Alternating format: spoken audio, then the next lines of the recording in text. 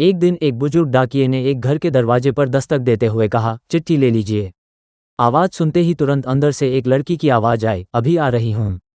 ठहरो। लेकिन जब 5 मिनट तक कोई नहीं आया तब डाकिये ने फिर कहा, अरे भाई, कोई है क्या? अपनी चिट्ठी ले लो, मुझे और भी बहुत जगह जाना है। लड़की की फिर आवाज़ आई, डाकिया चाचा, अगर आपको जल्दी है तो दरवाजे के नीचे से चिट्ठी अंदर डाल दीजिए, मैं आ रही हूँ, कुछ देर और लगेगी। अब बूढ़े डाकिये ने झल्लाकर कहा, नहीं, मैं खड़ा हूँ, किसी का हस्ताक्षर भी चाहिए। लगभग 10 मिनट बाद दरवाजा खुला। डाकिया इस देरी के लिए खूब झल्लाया हुआ तो था ही, अब उस लड़की पर चिल्लाने ही वाला था कि तभी दरवाजा खुलते ही वह चौंक गया और उसकी आंखें खुली की खुली रह गईं। उसके सामने एक छोटी सी अपाहिज कन्या खड़ी थी जो लकवाग्रस्त थी। डाकिया चुपचाप चिट्ठी देकर और उसके हस्ताक्षर लेकर वहां से चला गया। वो अपाहिज लड़की अक्सर अपने घर में अकेली ही रहती थी। उसकी माँ इस दुनिया में नहीं थी और पिता कहीं बाहर नौकरी के सिलसिले में आते जाते रहते थे। उस लड़की की देखभाल के लिए एक कामवाली बाई सुबह शाम उसके साथ घर में रहती थी, लेकिन परिस्थितिवश दिन के समय वह अपने घर में बिल्कुल अकेली थी।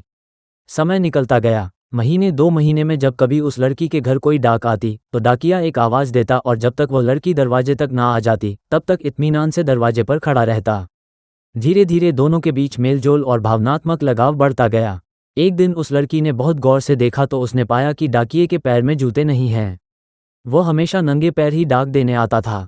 बरसात का मौसम आया। फिर एक दिन जब डाकिया डाक देकर चला गया तब उस लड़की ने जहां गीली मिट्टी में डाकिये के पैरों के निशान बने थे उन पर कागज रखकर उन पैरों का नाप ले लिया।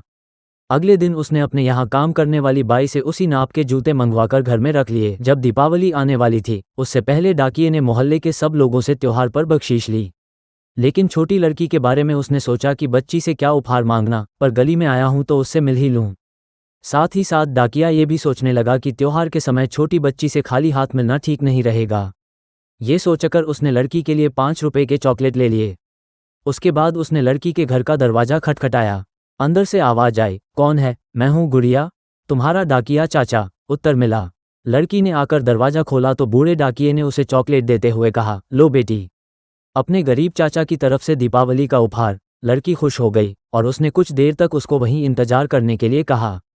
उसके बाद वो अपने घर के एक कमरे से एक बड़ा डिब्बा लाई और उसे डाकिये के हाथ में देते हुए कहा, चाचा, मेरी तरफ से दीपावली पर आपको ये भेंट है। डब्बा देखकर डाकिया बहुत आश्चर्य में पड़ गया। उसे समझ में नहीं आ रहा था कि वह क्या कहे। कुछ देर सोचकर उसने कहा, बिटिया रानी, तुम तो मेरे लिए बेटी के समान हो, तुमसे मैं कोई उपहार कैसे ले सकता हूँ?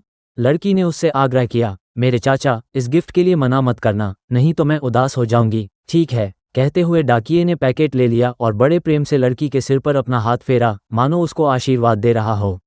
बालिका ने कहा, चाचा, इस पैकेट को अपने घर ले जाकर ही खोलना। घर जाकर जब पैकेट खोला तो वह आश्चर्यचकित रह गया, क्योंकि उसमें एक जोड़ी नए जूते थे। जूते देखकर उस डाकिये की आंखें डगमगा गईं। डाकिये को यकीन नहीं हो रहा था कि एक छोटी सी लड़की उसके लिए इतनी फिक्रमंद हो सकती है। अगले दिन डाकिया अपने डाकघर पहुंचा और उसने पोस्टमास्टर से फरियाद की कि उसका तबादला फौरन दूसरी जगह कर दिया जाए।